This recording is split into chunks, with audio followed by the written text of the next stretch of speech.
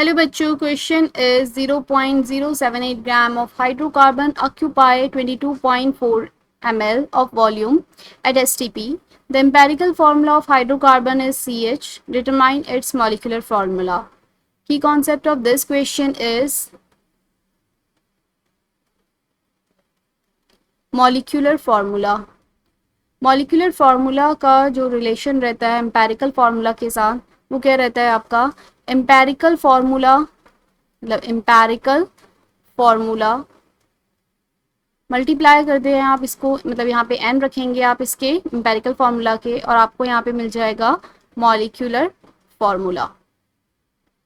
Molecular formula और मेरे इसी तरीके से जो एम्पेरिकल मास रहता है, एम्पेरिकल मास, इसको हम मल्टीप्लाई करेंगे n से, तो हमें क्या मिल जाएगा यहाँ पे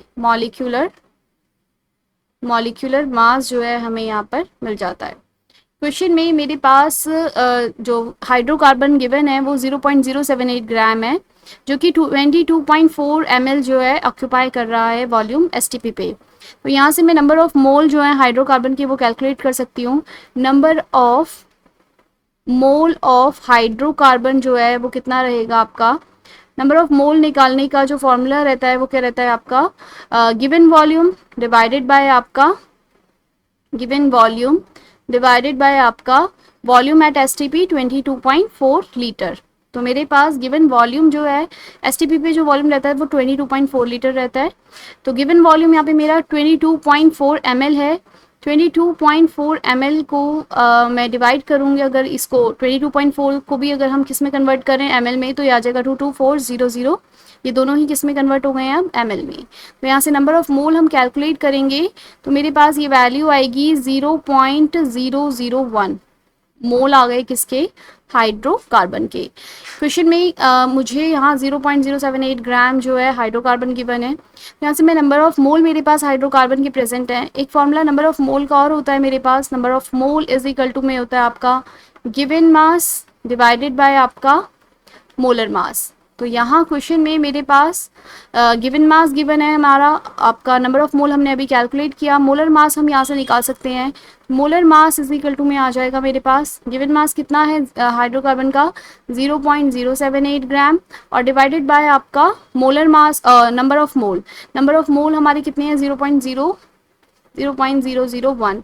तो यहाँ से हम इसे सॉल्व करेंगे तो मोलर मास जो हाइड्रोकार्बन का है वो कितना आ जाएगा 78 ग्राम पर मोल आपका हाइड्रोकार्बन का मोलर मास आ जाएगा। क्वेश्चन में अगर मेरे को मेरे पास ये क्या आ गया आपका मोलर मास जो है हाइड्रोकार्बन के लिए निकल कर आ गया है। एम्पेरिकल मास हमें यहाँ से निकाल सकते हैं हम। एम्पेरिकल मास कितना है हमारे पास, एम्पेरिकल मास कार्बन का प्लस हम हाइड्रोजन का जो मास है वो ऐड करेंगे 12 + 1, तो ये आ जाएगा 13 ग्राम आपका, क्या आ गया है 13 ग्राम पर मोल आपका आ गया है किसके लिए, एम्पेरिकल मास आ गया है 13। तो यहाँ से मैं n की वैल्यू फाइंड आउट कर सकती हूँ। n जो रहता है वो क्या रहता है एम्पेरिकल मास आपका मल्टीप्लाई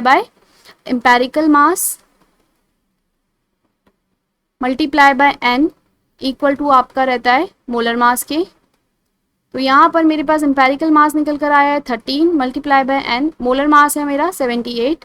n की वैल्यू यहाँ से निकल कर आएगी, आप डिवाइड करेंगे तो 6 आ जाएगा। तो n की वैल्यू 6 आ गई है, मुझे फार्मूला निकालना है, मॉलिक्यूलर फार्मूला निकालना है। तो CH एम्पेरिकल जो फार्मूला रहता है CH उसका मल्टीप्लाई n करते हैं, तो यहाँ पे मुझे क्या निकल कर आ जाता है मॉलिक्यूलर फार्मूला। तो n की वैल्यू कितनी आई है 6, तो C6H6 मैं लिखूंगी, तो ये क्या आ जाएगा मेरा मॉलिक्यूलर फार्मूला। तो क्वेश्चन में उसने मुझसे मॉलिक्यूलर फार्मूला पूछा, तो मेरे पास आ जाएगा C6H6 is the molecular formula of this compound. So answer is C6H6। Hope you understand this question.